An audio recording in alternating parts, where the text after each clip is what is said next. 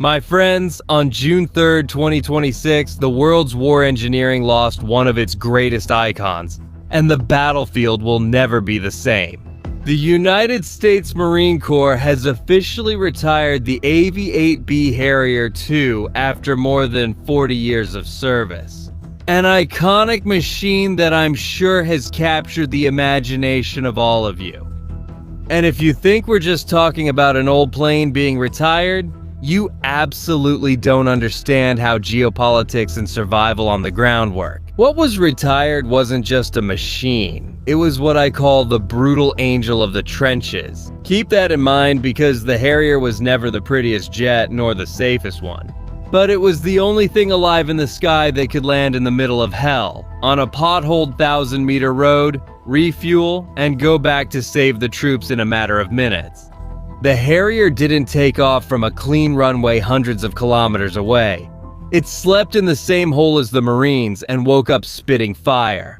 And today we're not just going to honor the history of the world's first vertical takeoff and landing jet, the VTOL.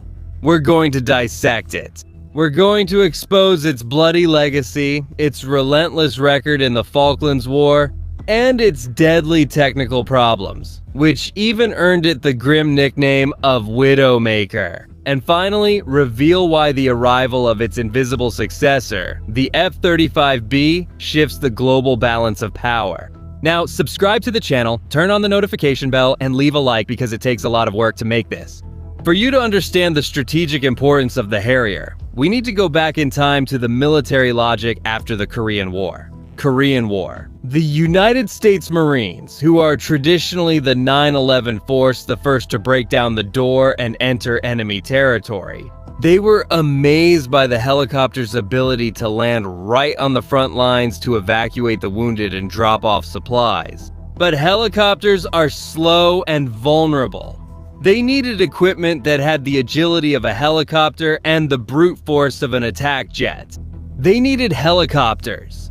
This tactical insanity came in the 1950s with the French aeronautical designer Michael Ebald, and was perfected by British engineers. In 1960, the world saw the Hawker prototype take off. The mechanics seemed like witchcraft. A massive central engine with 4 rotating exhaust nozzles pointed downward to lift the jet. Then the nozzles swiveled. In 1960, the world witnessed these 4 rotating nozzles. Abaixo para erguer o jato e em seguida the Hawker prototype takeoff. The mechanical force seemed like sorcery. He looked at that and saw the solution to the Cold War. If the Warsaw Pact destroyed the European runways in a first Soviet attack, the British would scatter the Harriers across forest clearings and hidden dirt roads. In the prototype, the mechanics, the prototype, sorcery. tocadas com combustível e arma. And here's the crucial point. A conventional fighter needs a runway at least 1.5 to 2 kilometers long to take off. The Harrier lands on a piece of ground the size of a tennis court. The more places you can land, the more places you can hide. That's the #1 rule to keep your aircraft alive in a total war. And the lethal proof that this theory worked didn't take long to arrive. In 1982, the world witnessed the Falklands War. Thousands of kilometers from home in the South Atlantic, the Royal Navy Sea Harriers not only supported the troops and strafed Argentine ships, they annihilated the enemy air force. The result? Well, the jet that hadn't even been designed for air-to-air combat shot down 20 Argentine aircraft in direct engagements without suffering any, I repeat, any losses in air-to-air battles. They did suffer losses, yes, but only to ground-based anti-aircraft artillery. This relentless display punched the jet's ticket to the United States Marine Corps, which soon adopted its natural evolution. The AV-8B Harrier II incorporating carbon fiber composites to make it lighter. It would make history in the Gulf War. And it was in Iraq, dropping tons of smart bombs from forward bases, that the brutal angel etched its name in history, maintaining readiness rates above an impressive 80%. It proved that when the infantry calls for help, there's no time to wait for a fighter to take off from far away. Air support needs to be right around the corner with its finger on the trigger.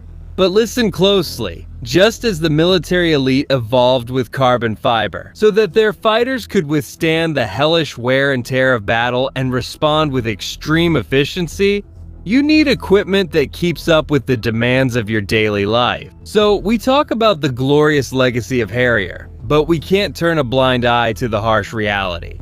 Here on our channel, we dissect the cold facts. And the cold truth is that Harrier had a dark and bloodthirsty side. The AV-8B was not an aircraft stabilized by modern computers. It was purely mechanical and brutally unstable. In the critical hover phase, veteran pilots are emphatic. You were the flight computer. The aircraft was trying to kill you all the time. The nozzle control was squeezed right next to the power throttle. A millimeter error with your left hand could turn a landing into an explosive catastrophe of flames. And that's painful. The AV-8B had double the severe accident rate of the F-16 and triple that of the F-18 Hornet. Between 1971 and 2002, the Marine Corps lost 45 men just in accidents with Harriers. The statistics were so grim that the jet even earned the nickname the Widowmaker. But the most frustrating thing is finding out that accidents would magically drop every time commanders invested heavily in training, injecting real funds into maintenance, giving proper tools to the mechanics, and stopping the strangling of the military budget.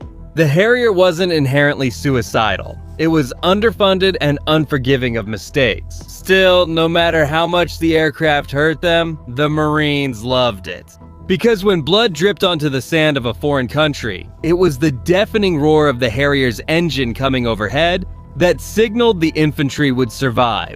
That's why the funeral ceremony on June 3rd at Sherry Point Air Base in North Carolina was so heavy. The last active squadron, VMA 223 the Bulldogs, took off toward the horizon with the old machines. The cycle was complete. That veteran from 1971 who witnessed the transition, who was thrown into the cockpit without a simulator, now saw responsibility handed over to the true American technological revolution. The fifth generation stealth fighter, the F-35B Lightning II. The intellectual workload that the pilot used to spend just to keep the Harrier from falling has been completely taken over by the artificial intelligence and automation sensors of the F-35.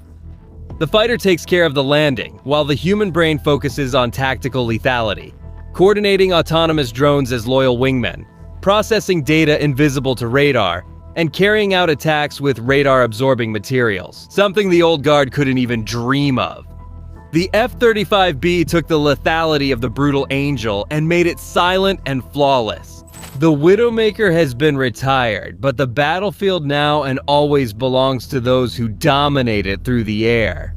This is contemporary warfare, and to record that we witnessed the exact moment of this technological handover, and to separate those who just watch from those who truly decode global engineering, go down to the comments of this video right now. Now write the 2 keywords that define our analysis and seal our verdict on this flying legend.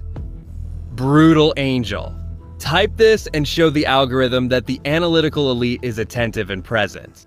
But my friends, did you notice how real information about budgets, deadly mechanical failures, and the intricacies of war are systematically filtered or suppressed by the big media corporations? Well, open culture only pushes superficial entertainment on you, so you don't see the geopolitical gears turning. To break through this blockade of ignorance, you need to be in our safe shelter. And I invite you now to join our Bunker de Inteligencia. It's a 100% exclusive private platform that's completely impervious to censorship and cancel culture. We are a shielded community of over 3,000 analysts who fund the truth. We use tactics, dissect military budgets, and project the impacts of invisible power without ideological chains. Point your phone now at the QR code that appears on your screen. Click immediately on the link I pinned in the description and in the first comment. Enter our bunker and start seeing reality through the victor's lens. And we are launching a new channel with my brother-in-arms, Davio Mascani, from the great channel Viva Israel. We gave it our all and launched the largest community of elite analysts on YouTube. The link is here in the description, in the pinned comment, and in the card that will appear on your screen. Support this new project. And for those of you who like series and movies and don't want to waste time looking for something cool to watch on Netflix or Amazon, we created a channel with fantastic tips on what to enjoy with your family. Yes, so the link is in the description, in the pinned comment, and in the card that will also appear on your screen. Now, subscribe to the channel, turn on the notification bell, and leave a like on the video, because it takes a lot of work to make. Blind, shield your mind. I'm Shimon Oliveira, and I'll see you in the next video. See you then.